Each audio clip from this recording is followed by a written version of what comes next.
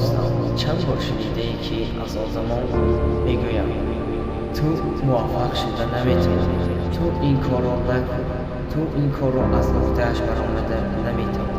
این سخنها رو من میدانم که بسیاری از آدم‌ها میگویند، بسیاری از آدم‌ها اون چیزی که میبینند، اون چیزی که میشنوند در عقل دارند، فکر میکنند دیگر آدم‌ها هم نیز رنگ آنها هستند. نه، خطا است. تو میتونی دوستان، تو حرکت کرده میتونی، تو به پیش رفته میتونی. هیچ وقت هیچگاه با گفتن یک سخن با یک مسئولیت یک آدم عمل نکن.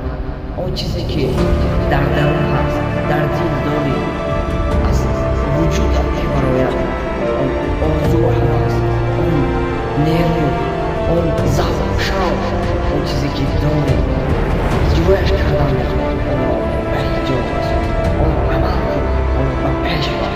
تو میتوانی، تو همیشه میتوانی.